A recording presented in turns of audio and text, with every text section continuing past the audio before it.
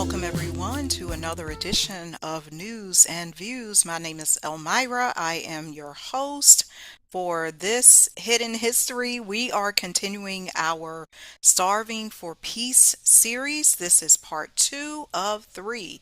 Today, we are going to delve into individual spirituality versus collective spirituality.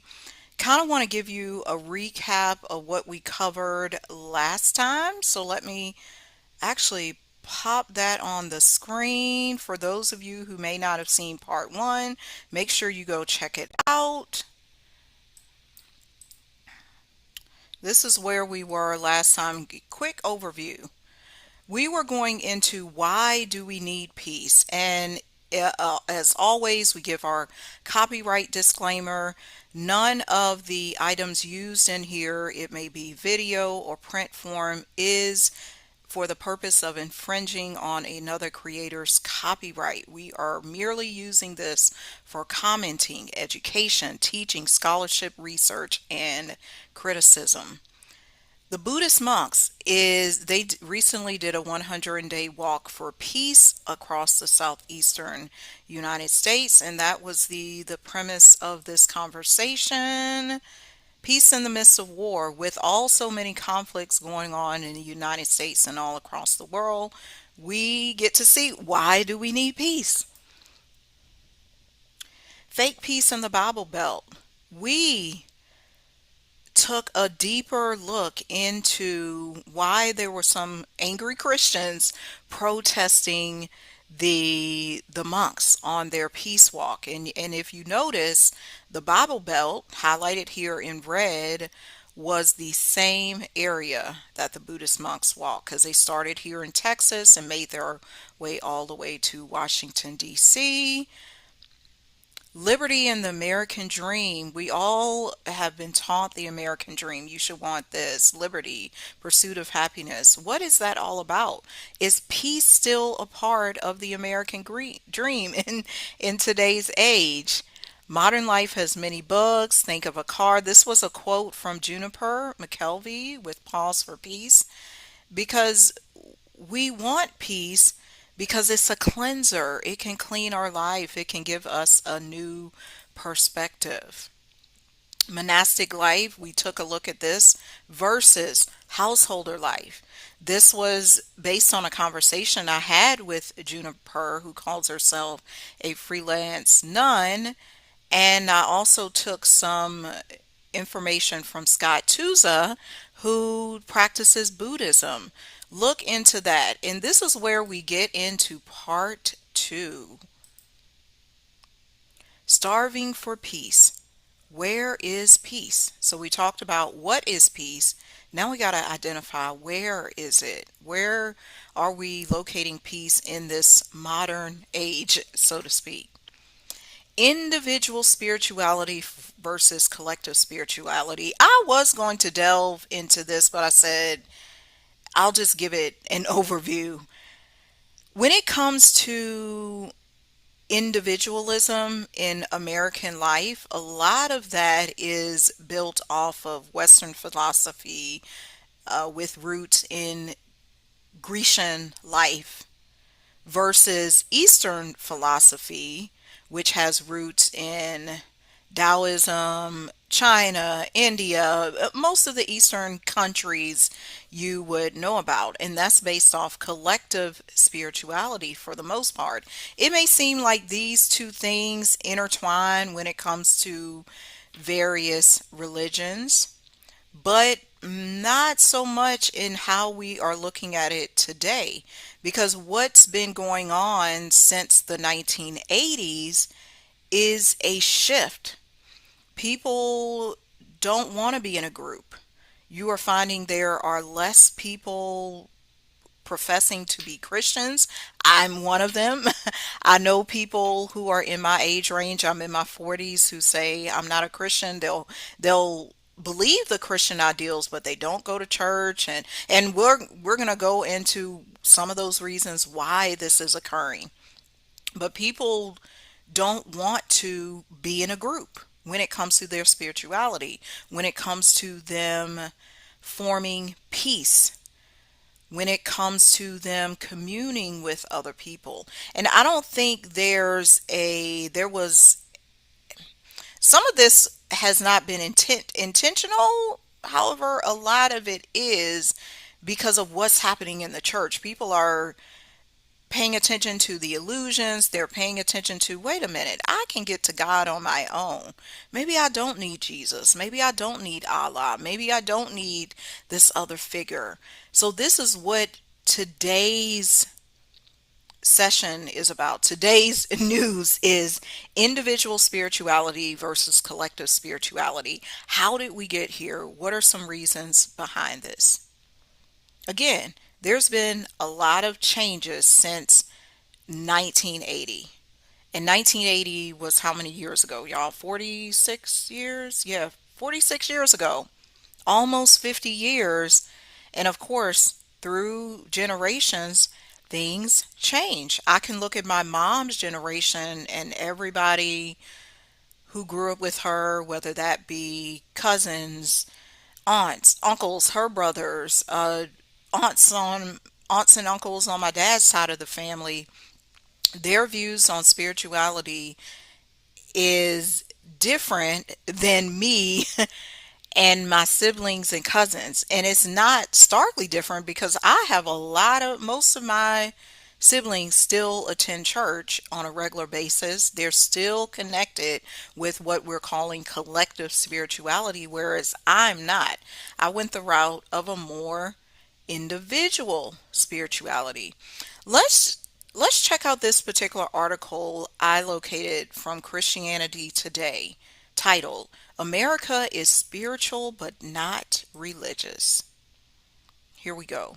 And as with all of these resources, make sure you take the time to check it out on your own because I will read a lot of it, but we may not get to all of it. Researchers expect further declines in Christianity, but some young adult ministers see revival brewing. That's what's been happening probably in the past couple of years. I've talked to one of my contacts out, and he's just 30. He's in California. I believe he's still in California. He has a strong connection to the church, whereas you're thinking maybe a lot of young people have left the church or they're left organized religion. No, many are returning, and not just young people. It could be people in their 40s, 50s, 60s, 70s, 80s. They're actually returning to the church. This article was released February 26, 2025. Trey Giles heard a lot about different spiritualities from young people in Portland, Oregon. The Bridgetown Church minister met teenagers and young adults who had faith in astrology, of course, but also crystals, aliens, Native American ideas about nature, paganism, pantheism, assorted wellness focused mysticism, and even, he told Christianity Today, a floating pizza in the sky. Well, how about that? Maybe they're talking about UFOs. Often they believed all of it all at once. It's playful and it's kind of like a charcuterie board, said Giles, who left Bridgetown last fall and now serves as National Director of Campus Engagement for Alpha USA. You can sample it, you can taste it, but you don't have to have a whole meal of it. Essentially, what this quote is saying when it comes to religion and spirituality, because they're part of the same coin, I would say. A lot of times people pit them against each other and say, I'm religious, no, I'm spiritual, no, I'm religious. And that's how we get in a whole lot of fights. We now are sampling things. You get to say, maybe I do believe in crystals. Maybe I have ancestor worship and I'm a Christian as well. One person comes to mind when it about this is Tina Turner. Right up until she died, she called herself a Baptist Buddhist. Yeah, because she said, I'm not going to deny my foundation, I'm not going to deny my roots, but I've also discovered and practiced Buddhism. How about that? Eclectic and esoteric spirituality is not just a keep Portland weird thing either. And even though this article is focused on Portland, what is your city like? What is your town like? Because there are elements of this all across the country, all across the world. This is not particular to Portland, Oregon. A massive study of the American religious landscape from Pew Research Center released today found that few 18 to 29-year-olds consider themselves religious. A majority, 54%, never attend religious services of any kind, and another 21% say they only attend once or twice a year. I might actually fall into that if I go. I think when was the last time I went to church, y'all? Sadly, it was for a funeral. I went to my boyfriend's grandfather's funeral, and the time prior to that was last Mother's Day. There you go. Most young adults, however, say they are spiritual. More than 70% of people born between 2000 and 2006 believe there is something beyond the natural world. Pew's survey found 82% believe people have souls. 76% believe in God or a universal spirit, and nearly 60% report feeling a supernatural presence several times a year or more.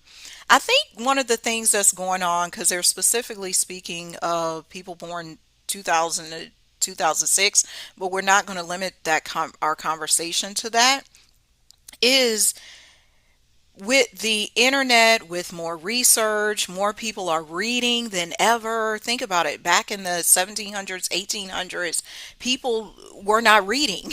Everybody did not have the ability to read, and now we don't even have to go in the library to pick up a book. You can pick up a book in on your phone. We have these tiny devices that allow us to connect and find out about souls, find out about our individual God. So there's a lot going on, and I think about my oldest nephews too. They were born in this range. One of them, well, I would say both of them are religious, but they take it a different way. One of my nephews plays the drums at church, so he's definitely involved in the church, but he has a critical eye. He kind of critiques the church as well. And then I have my other nephew. He goes to the church and he's involved in the youth group, and he's always posting Bible scriptures and that kind of thing. You can see what are your children doing? What are your nieces, your nephews, your grandchildren? How are they? What are the people doing in your life? Have you noticed a shift when it comes to who's attending church service, who's talking about religion versus spirituality? Because that's something, when we're this particular conversation about starving for peace, I always put the onus back on you. What is happening in your life? Have you noticed your peace increase since you left the church? Have you noticed your peace decrease since you left the church? That's something to pay attention to, because that article clearly stated there are less people attending church on a regular basis. Maybe there's a correlation between us starving for peace and desiring peace, because we don't have that community aspect as much as we did since 1980. Something to ponder. Journal about it. What does your life look like, and what does the life of the people in your life resemble when it comes to these things? Okay, let's jump, jump, jump to it. I don't know why I'm singing this. That was Christianity Today. Now, y'all know Elmira likes to do deep dives. I like to go in, because so earlier today I said, let me ask Gemini. I want to ask some specific questions, because not only do we have this trend about people stating I'm more spiritual than religion, than actually giving credence to a certain religion. Living arrangements have a lot to do with this. Our financial status, what's available. Actually, one of my cousins posted this thing on Facebook this week where back in 1938, so this was a little less than 100 years ago, you could purchase a home for two times your salary. Imagine that today. Let's say you make 40K. That meant you could buy a house for 80K. When have y'all seen an 80K house? Most of these houses out here are 200K, 300K, 400K. So times have changed just in the past 100 years when it comes to where you can live. Once you graduate high school, once you graduate college, once you do all this stuff, what are you able to do? Let's check it out.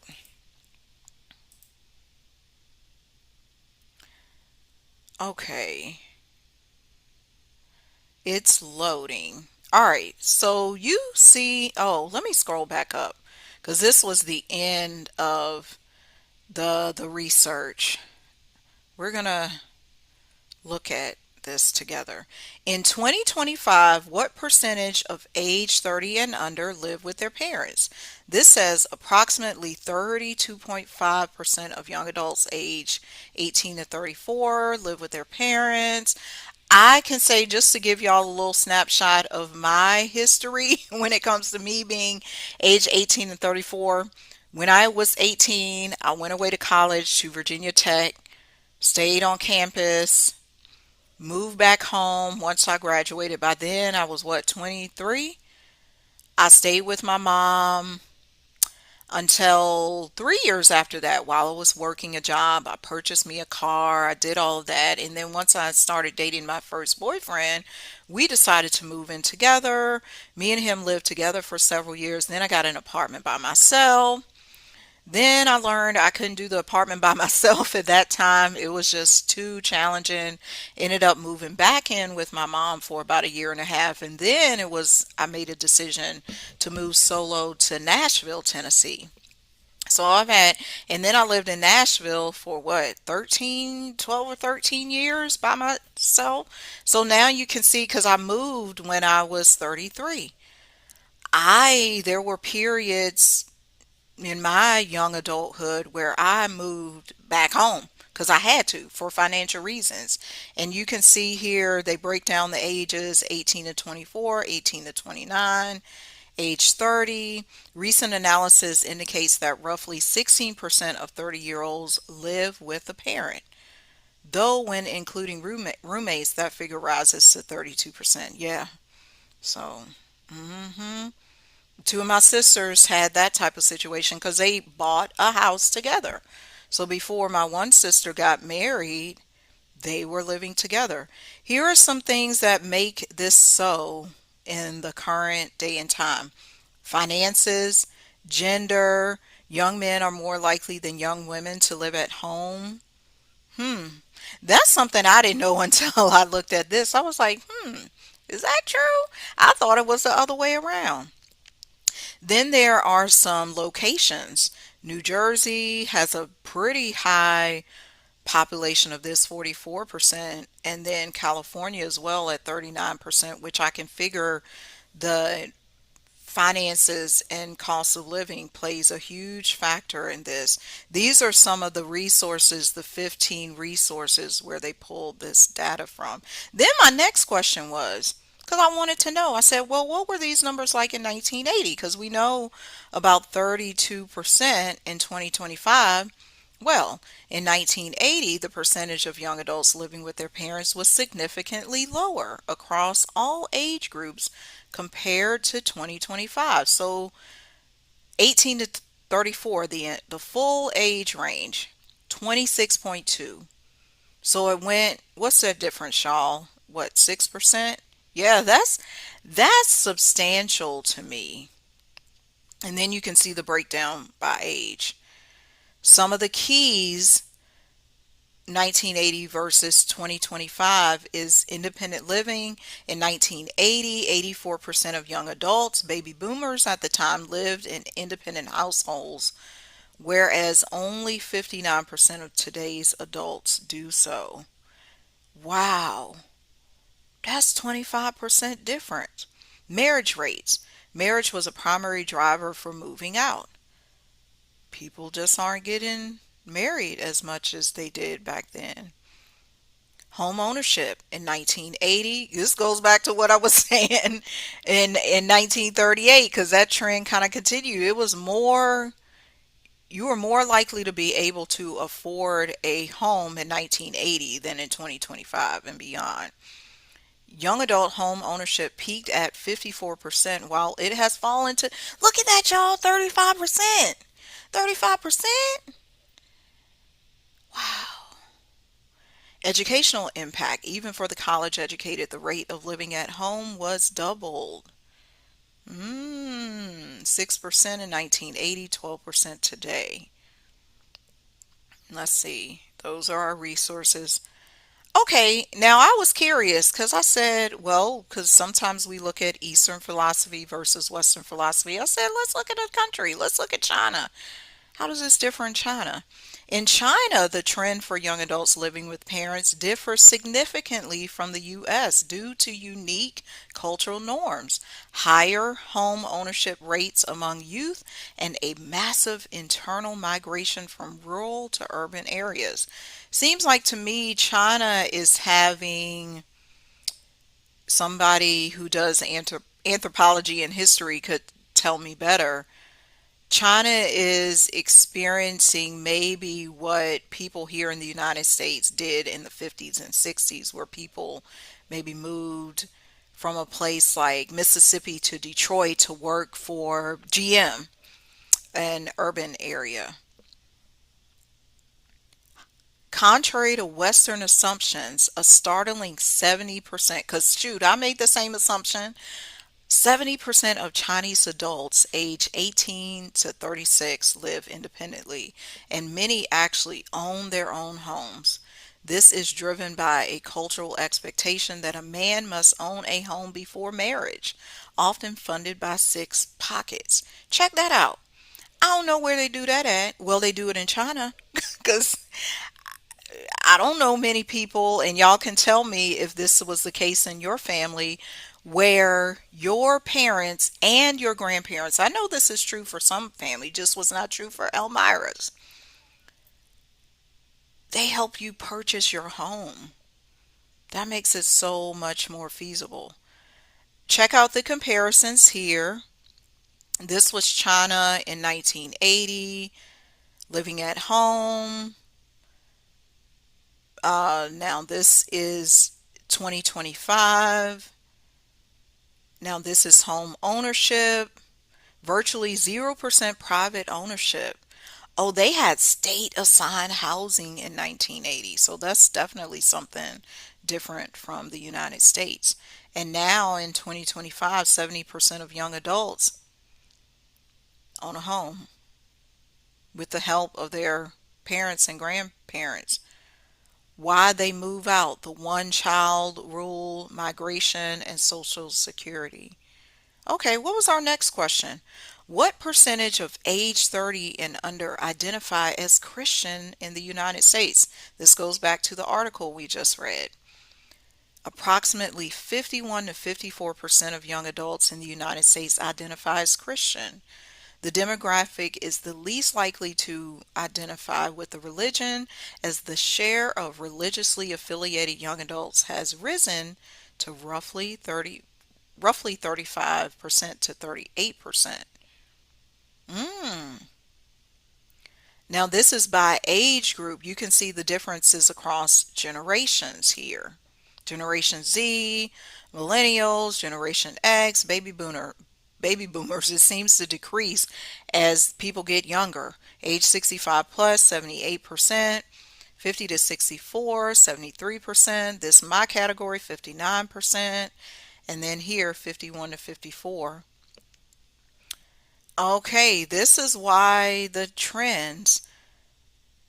Uh, Generation Z has begun to stabilize or level off rather than continuing to fall. So there's been a stabilization of the amount of people under 25, let's say, who identify as Christian. It's not lowering, it's not getting lower. And you have things like MAGA or Charlie Kirk to think for that. Gender shifts. Practice versus identity. While roughly half identify as Christian, only about 31% of adults under 30 report attending. We saw that in the article too. And I see that in my life, my own personal life, and people I know. Even though you may say, I'm Christian, are you practicing it? Do you read your Bible? Do you go to church? Do you whatever the tenets of your religion, and we're speaking Christianity here because that's what's being highlighted, but this could be anything. Again, this is starving for peace. How have these changes since 1980 affected what peaceful lives we're able to live? What are these young adults practicing instead of Christianity? The rise of the nuns, not NUN, this is nothing. The fastest growing group among those under 30 is the religiously unaffiliated, or nuns, who now make up approximately 35 to 43% of Gen Z. This group includes atheists and agnostics. They don't believe in anything in particular. Alternative spiritual practices. Many young adults are replacing traditional church with decentralized or individualistic spiritualities. That's what we're talking about here. Individual versus collective. Collective. Deconstructed faith, esoteric. This could be Wicca. I know people who are Ifa, yeah, who do all this. These think voodoo, we have hoodoo, there's all kinds of things. Digital spirituality. These are, you might have a pastor you see online. Social media influencers and podcasters often serve as digital pastors. I know one guy. I used to go to his thing. He's a minister over in California, and I would attend his events on Saturday. Secular rituals. Okay, check this. Instead of going to church, we're getting together for Sunday night dinners. We're making our own rituals that aren't tied to a specific religion or ancient religion that's hundreds or thousands years old. Interesting, y'all. But I was like, let me find out what are people doing. There's also a traditionalist counter trend. A notable smaller segment of young adults is reacting to modern secularism, and people might say this is the liberal mentality, liberal political views, by moving towards high tradition religions like Catholicism or Orthodox Judaism. All right, there we go. That's the end of my that's the end of my delve into to AI, because that helped me draw from all of these multiple sources to see what was this comparison between when I was born, because I was born in 1978. I grew up in the 80s and the 90s. What has shifted? Because people are always complaining, saying it's different now. Times have changed. Dating is not like it used to. People don't go to church no more. Da da da da da da da da da. We gotta identify, why is this occurring? Why what has caused the shifts? One of the things I want to point out, because it mentioned it, finances. Riddle me this, because everybody I know works a lot. I feel like people work more than they did in 1980. Tell me if I'm lying. There's a lot of people I know, and I can point to one of my sisters. She works like 70 hours. Now, granted, she don't need to work that many hours. But there's a lot of people who have to work that many hours. They probably have a full-time job, part-time job, three part-time jobs. They got to do Uber, DoorDash just to make ends meet. Because y'all stuff is hecka high. And that's what don't make no sense. People ain't got time to practice no religion. Losing my religion. It makes me think of that song, that rock song. But people ain't got time. Think about it. You got to take care of your kids, take care of your house, spend 40, 50, 60 hours at work, drive through traffic, get the kids to whatever soccer or band or whatever events they're doing. Then you got to try to sleep in the middle of that, pay for these hecka lot loaded HOA fees. It's just too much life, modern life. I said this in part one. The American dream is too damn stressful. And these politicians and the government officials ain't trying to give us no peace, so people ain't got no peace. So when you're trying to, it goes back to Maslow's hierarchy of needs, which I'm thankful to have been exposed to in college. In my, I think I learned that in multiple classes, being a mass comm major. Learned it in psychology, communications courses, sociology. People are stuck in the survival gap, and it don't have to be that way. It just costs too much to do basic living. Food, shelter, clothes. Stuff should not cost that much, y'all. Okay, let's get back to it. We got more to share. We got more to share. We got more, more, more, more.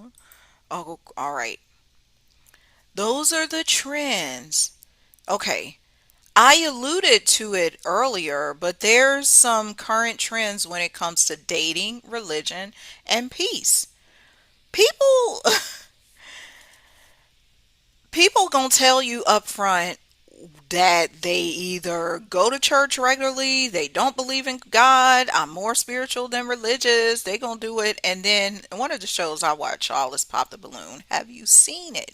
If not, I want to show you these clips so you get a better idea of what people are actually saying when it comes to their individual spirituality and the collective spirituality.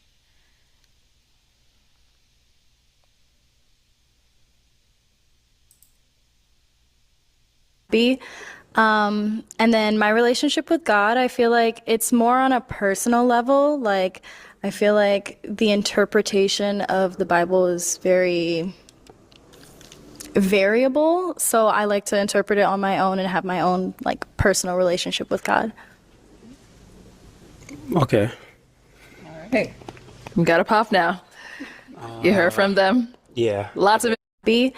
And then Yeah, she was saying, I prefer having my own relationship with God.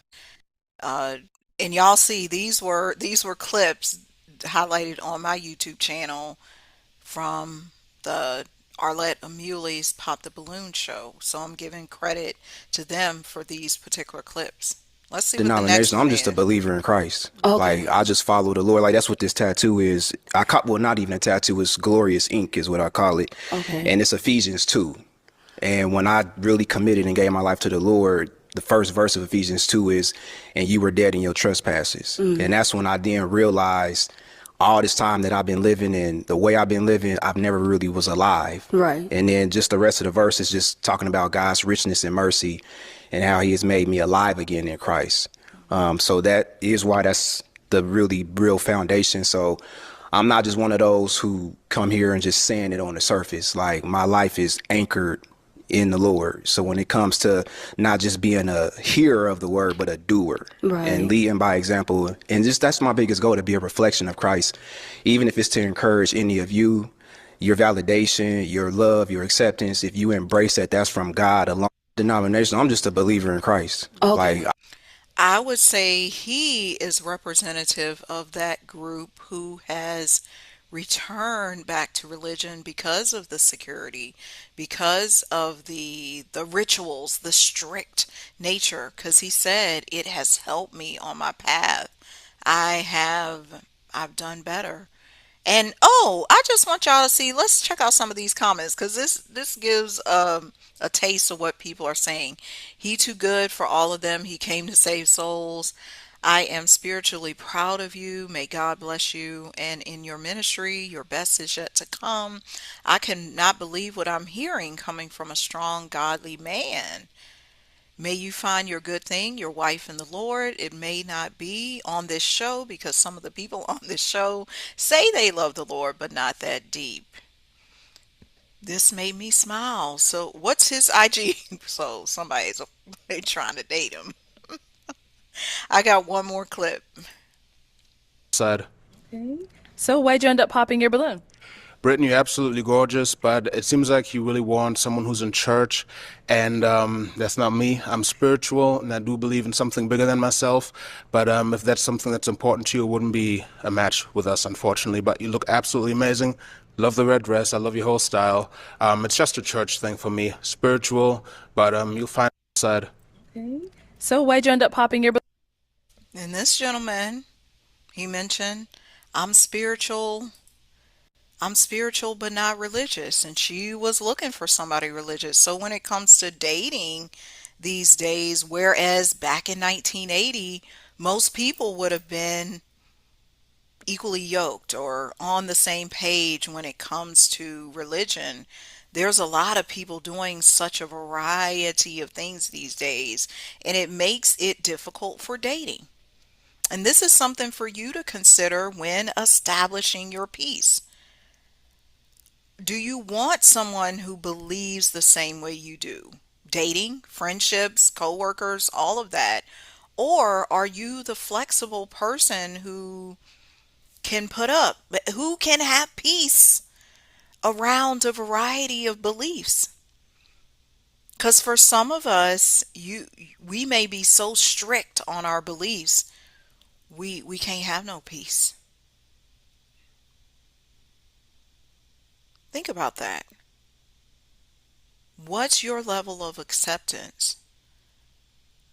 What's your willingness to bend from your beliefs? Can you be friends with somebody who believes something different? There's a lot of religions who say only be with somebody who is Islam. Only be with somebody who's another Buddhist. Only be with another Christian. Even in the Christian faith, they may not even say a Catholic should be with a Protestant, some folks. So you have to determine what keeps your peace. What helps you in your life? What helps you on your soul mission?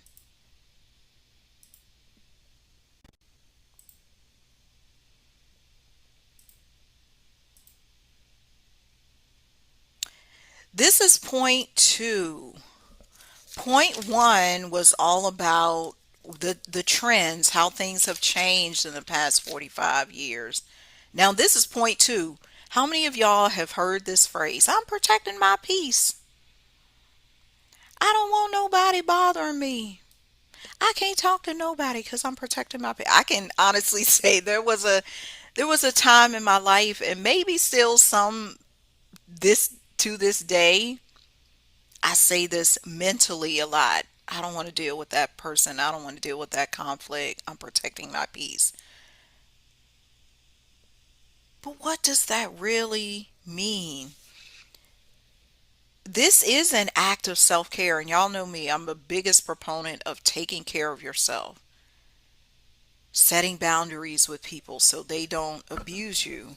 However, you have to ask yourself, are you steering away from certain situations that can help you grow, steering away from certain relationships that can help you grow, certain jobs that can help you grow because you're protecting your peace?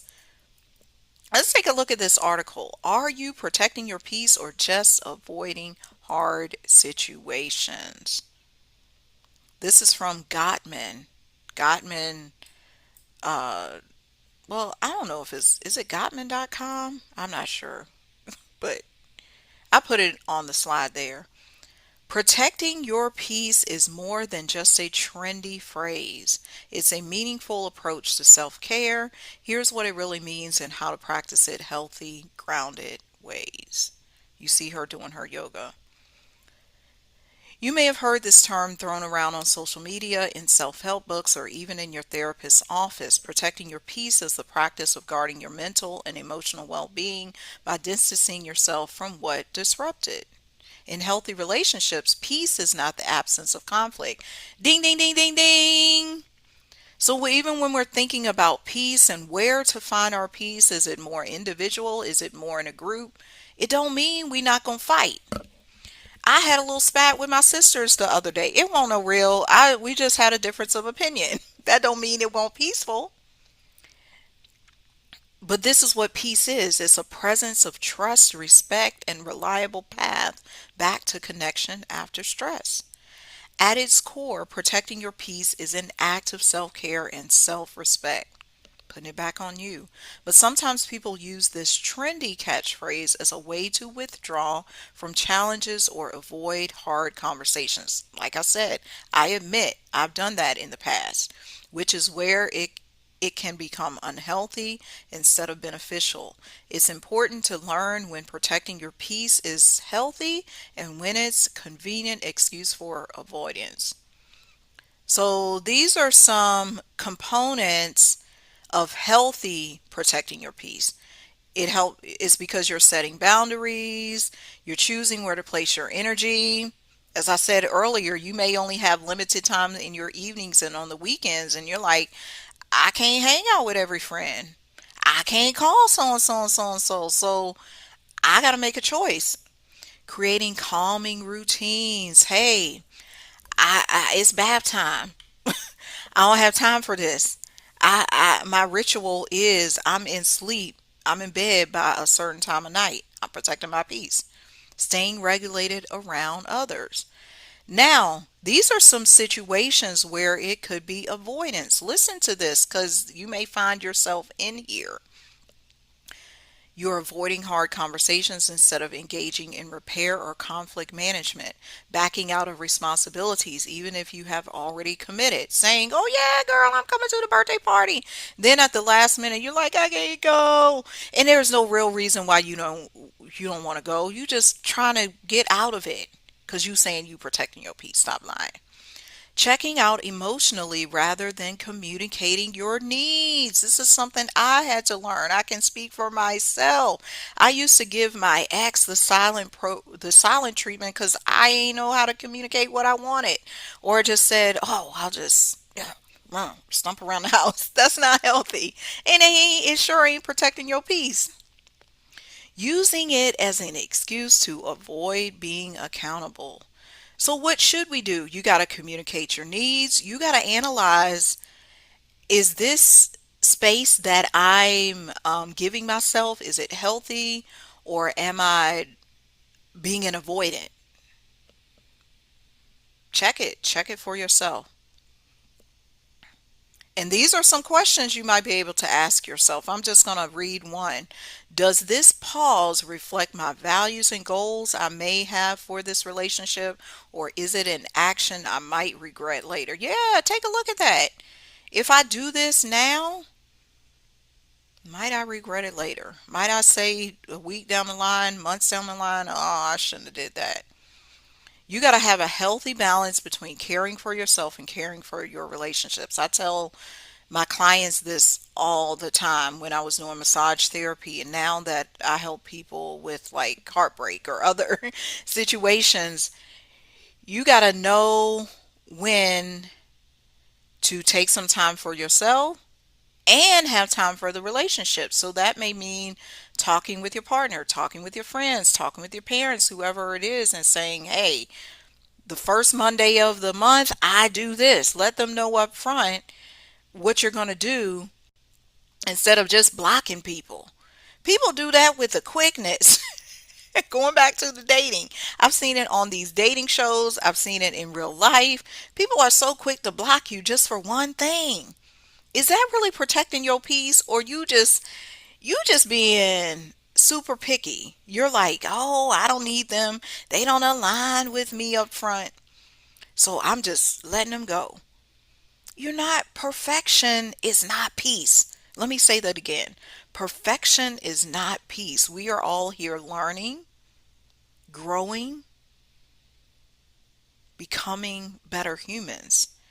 So if every time you have a disagreement with somebody you're dating, somebody you work with, and you just want to cut them off, that's not valuable. It's dangerous. It really is. Now, if somebody do need to be blocked because they're just abusing you, that's I do recommend using a block button for that because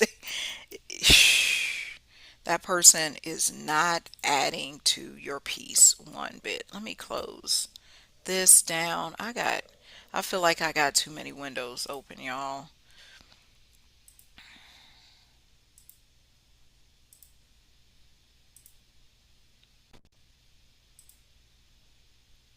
That was our second point. Third point, why people are uh, have this individual spirituality more so than the collective spirituality these days is mistrust in leadership. We saw it here with these Epstein files here recently. Who's in there? People like Deepak Chopra. You're like, oh my gosh, I thought he was the best. Y'all should never put your faith and trust in a pastor, the spiritual guru. My friend Juniper was telling me about this. Like, one of the reasons she left the monastery she was in is because things started to falter with the leader. People are not trusting their leaders. They see them do stuff and then there's no accountability. It happens all the time in church.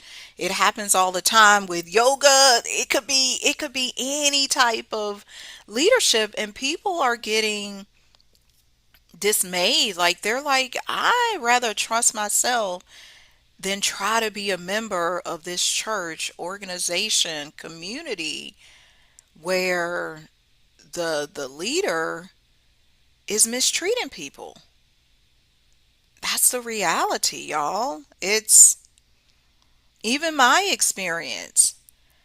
I've dealt with some pastors I did not trust, or I didn't trust that they had my full spiritual elevation in their hands. They could not take me where God wanted me to go. And that's something you have to analyze for yourself. Are you in a church? Are you in a community?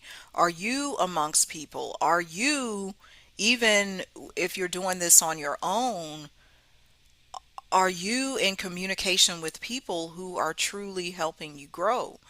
Where you can trust yourself, where you are caring for yourself to the best of your ability. And it's a practice over the preaching, because a lot of these ministers, pastors, leaders, founders, whatever they are, spiritual gurus, they will say one thing to your face to get your money, and they will do another thing behind your back. Okay, early last year, me and my boyfriend discovered Real Reality Gossip, also known as RRG.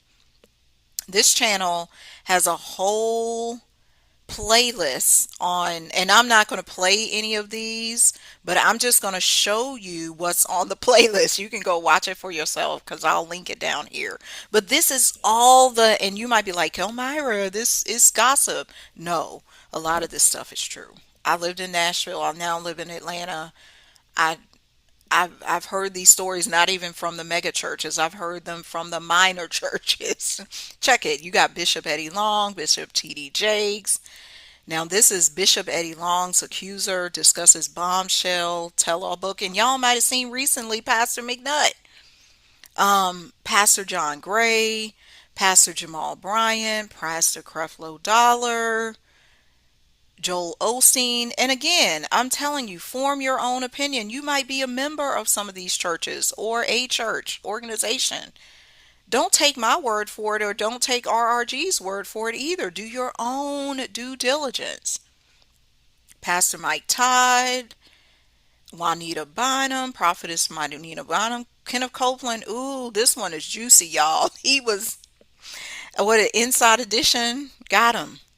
Bishop Lamar Whitehead, TB Joshua, he's in Nigeria, Prophet TB Joshua. That's another one. Oh, this was a marathon. She did a whole marathon. Kim Burrell, The Truth About Reverend Al Sharpton, Donnie McClurkin, Shawnee O'Neal, and Pastor Keon Henderson. Oh, I ain't watched that one. Okay, I need to watch that. Pastor Paula White, Peter Popoff. Okay, Peter Popoff. Y'all might know Peter Popoff from the infomercial. He had that water, that healing water. He said, "Go get the salad, and you're gonna be healed. You're gonna be justified and right." Gospel singer Leandria Johnston. She got arrested again. How Diddy destroyed Craig Mack's for real? Oh yeah, they said Craig Mack was in a cult. It's so much in this mega church messiness, y'all. Pastor Marvin Sapp, he was the one who said, close the doors. Until we get this amount, y'all shut the doors, shut the doors." Bishop Marvin Winans, Joyce Meyer, she's written a whole lot of books. Oh, that's Leandria Johnson again, Bishop T.D. Jakes. She got it all, y'all. Scammer, televangelist Jim Baker is a hot stink. Oh, I ain't see that one. Okay, Elmira got a lot of. I got some mega church messiness to catch up on. And this stuff, you gotta watch it because you gotta be aware.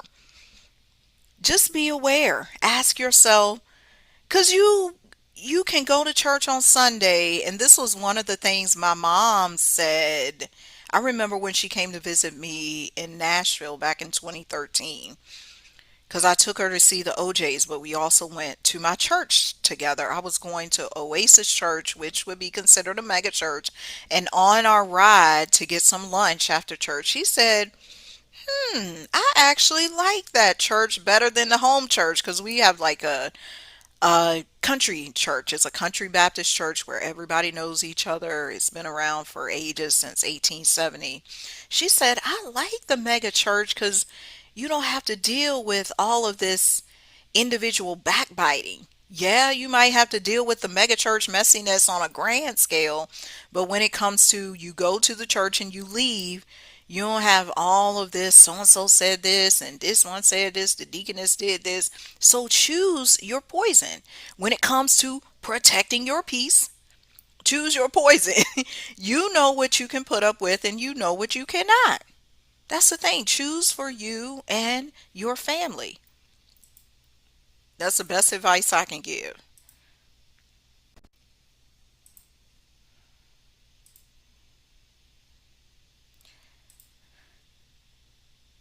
Here's our final quote for today's news story because next week we're getting into part three. Religion is belief in another's experience. Spirituality is one's own experience. Deepak Chopra. And yes, I intentionally put this quote in because you might be like, Elmira, won't he caught up in the Epstein files? That's the thing. We cannot throw what they say, throw the whole baby out with the bathwater. Just because he did those indiscretions does not mean some of the stuff he said wasn't right. I'm going to go back to something Apostle April told me. She said, because I was asking questions about some of these indiscretions that pastors and bishops and leaders participate in. She said, you have to be careful about judging them because it could be their previous work that they did 10 years ago, 20 years ago, 30 years ago was anointed. But then something happened in their life and that is not anointed. It doesn't come from a place of peace. It doesn't come from a place of truth and integrity. So we can't just say, oh, I'm not going to use the Deepak Chopra quote, or I'm not going to read this person's book because I'm banning. You know how people cancel? That's another thing. Cancel is like blocking. I'm protecting my peace. You ain't got to do that. Just choose what you use. Oh, I like that. I like that one. Choose what you use. Well, that wraps up today's edition of News and Views, all about individual spirituality versus collective spirituality. I know you've gained something from this discussion. You have some points to reflect on. You have some questions to ask yourself. You probably was entertained. We'll be back next time with part three of Starving for Peace. Again, my name is Elmira. Thank you for joining me. See you next time. Peace.